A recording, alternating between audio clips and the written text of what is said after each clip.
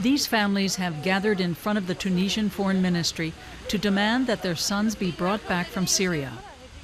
Their children have left to fight with Islamic State and haven't returned. The Labidi family is among them. For a year, they've received no sign of life from their son, Sadiq. My son is very young, just 17. They fed him lots of misleading information. At first, all he did was pray. But then he became more and more radical. Everything was haram, forbidden by Allah.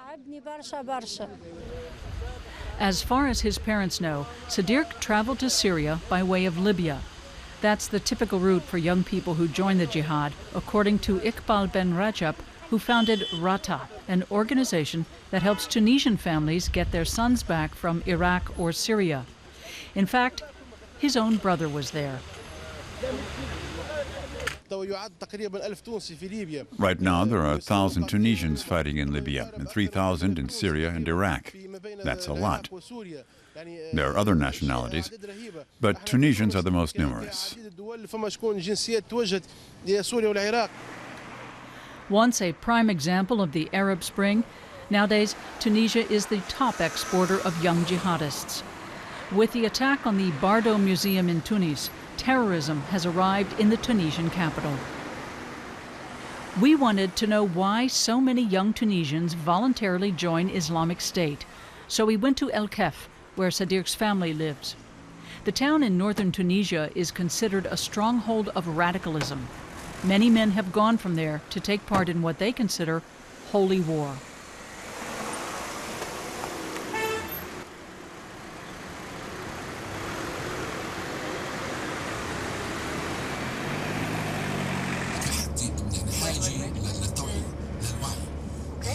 Tunisia is in a state of shock. The attack is still the most important subject on the radio. On our way, we drive past street vendors, gasoline smugglers, and illegal filling stations, and an increasing number of roadblocks. The nearer we get to El Kef, the more frequently we're stopped by police.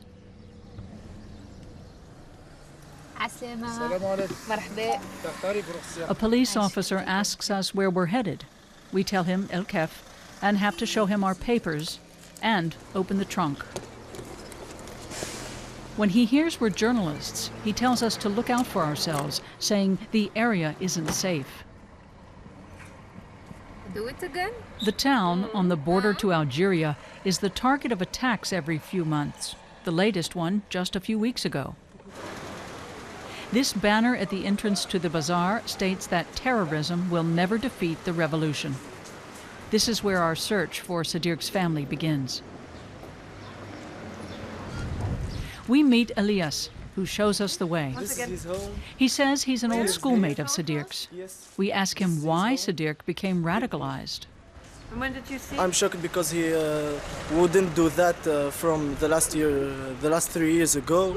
But now didn't understand why he do that. Because he was our friends, we do everything together, but I don't understand that. I'm open the door now. Elias takes us to the Labidis. Yes, coming. Thank you. Sadiq's brother Hamza welcomes us. The family is eating lunch. There's a photograph of Sadiq in every room.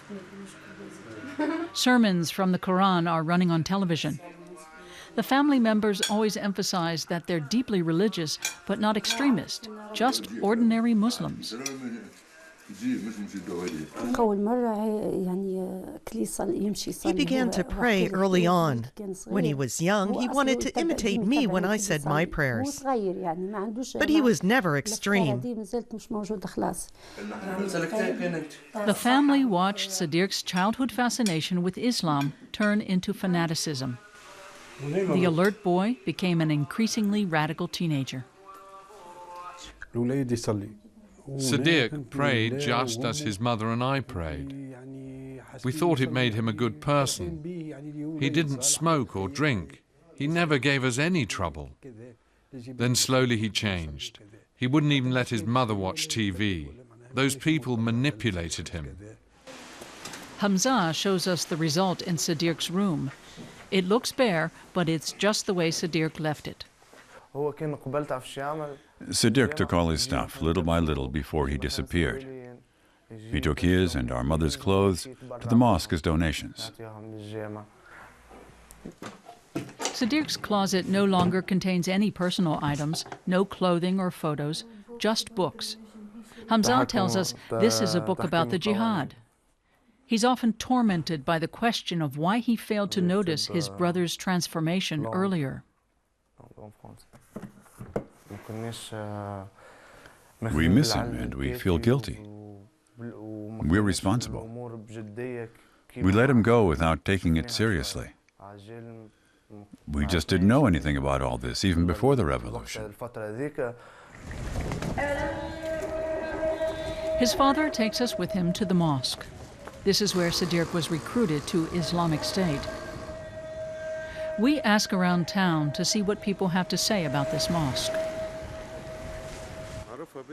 The Barnusa district is notorious for its Islamists. Many of them went to fight, and the Hidayah Mosque is known for that. Even under Ben Ali's regime, this neighborhood was full of Islamists, and this mosque is the most dangerous one. Momchef Labidi tells us that in present-day democratic Tunisia, there's religious freedom, and that Salafist preachers take advantage of that. He shows us where radical Islamists recruited his son for their holy war. This is where they brainwashed my son.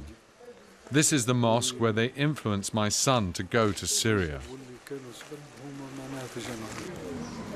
He hasn't been in the mosque since his son disappeared. We want to know who comes here and recruits teenagers for Islamic State. Women aren't welcome here. We find an open door at the side entrance to the mosque and shoot these pictures. Since the revolution, there's been hardly any police supervision.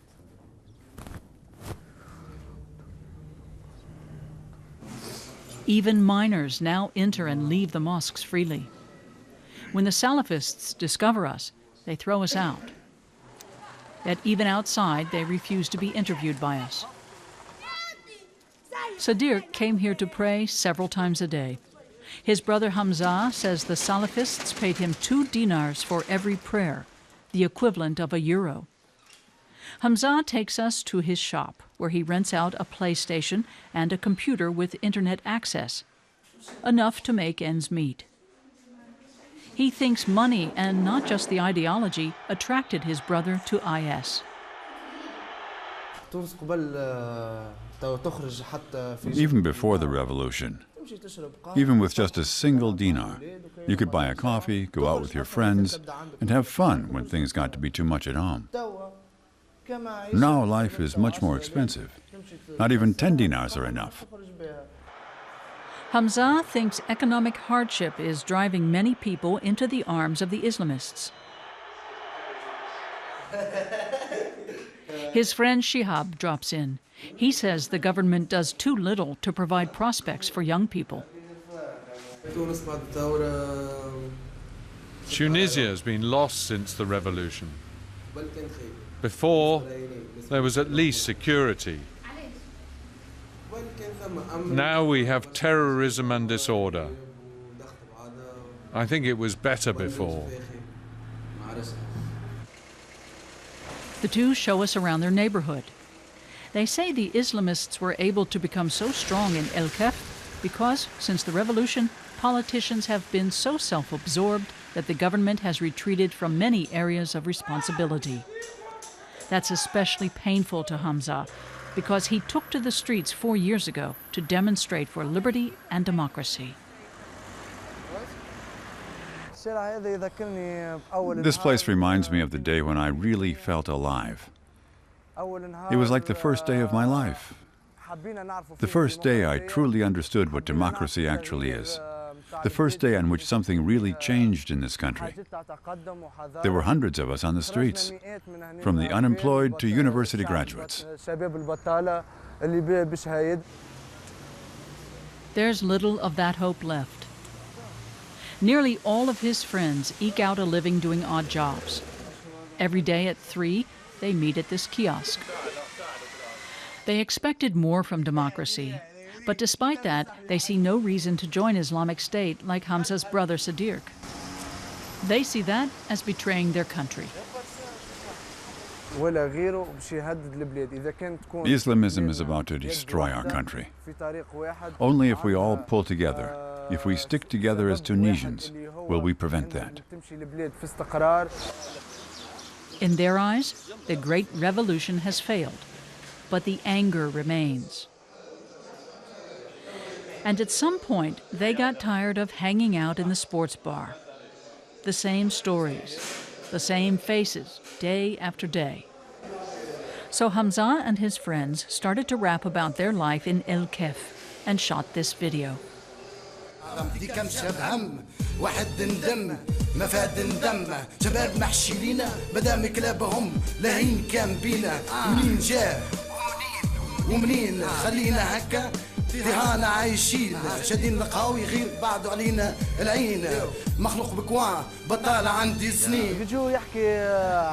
The video talks about rising prices, unemployment, how young people are marginalized, and how Salafism has grown since the revolution. It's about our neighborhood. We shot the video ourselves. We even acted in it. We're rappers.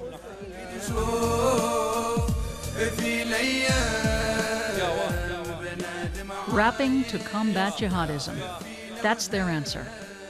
While a few streets away in the mosque, new fighters are being recruited for Islamic State.